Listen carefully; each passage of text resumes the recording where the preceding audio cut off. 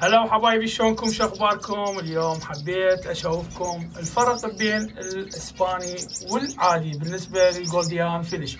مثل ما واضح بالتصوير، طبعا الاثنين ذكور.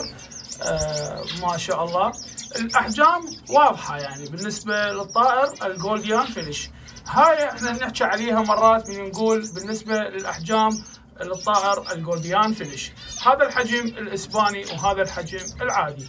طبعا اثنيناتهم ما بيهن اي مشاكل بالنسبه للزينه او للتكاثر او اي شيء، بس العالم تفضل جماليه الجولديان فينيش الاسباني لان الوانه تختلف، تجي واضحه، الحجم يكون ضخم كلش، الانتاج ماله يكون صحيح لان سلاله صحيحه. بالنسبه للعادي ماكو اي اشكال، تقدر تسوي دايات، تقدر تسوي دايات للجولدين، تقدر تجيب الوان حلوه بالنسبه للعادي والضربه على الاسباني.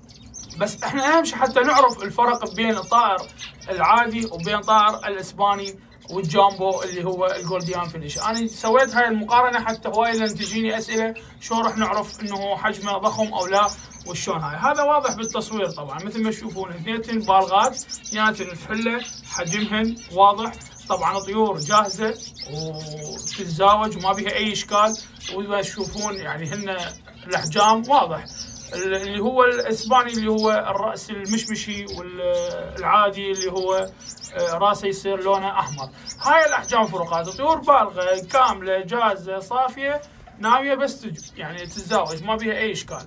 بس انه شوف الحجم والفرق يختلف، الالوان التدريجه تختلف، الضخامه بالطائر تختلف، الهدوء العد الحجم الاوروبي يختلف. يعني هذا الحجم الاوروبي احنا اللي نشوفه المعتاد، تختلف الوانه، تدريجاته، وضعياته، الرجل مالته، الراس مالته، فكلها يختلف هاي بين طائر وطائر. مرات بالعادي تجي الوان ما تجي عند يعني الاوروبي، ما تجي تجي عندك بالعادي تجي الوان تخبل، يعني مستحيل تلقاها عند هذا. وما قاصر طائر، ما قاصر ما شاء الله. هسه هاي الاحجام هم حلوه، يعني اكو عالم بالعكس تحب هاي الاحجام، معتاده عليها وتنتج من عندها. بس حبيت اوضح لكم بين الفرق بين العادي والجامبو او نقول الاوروبي. تحياتي وياكم حسين انجل، مع السلامه.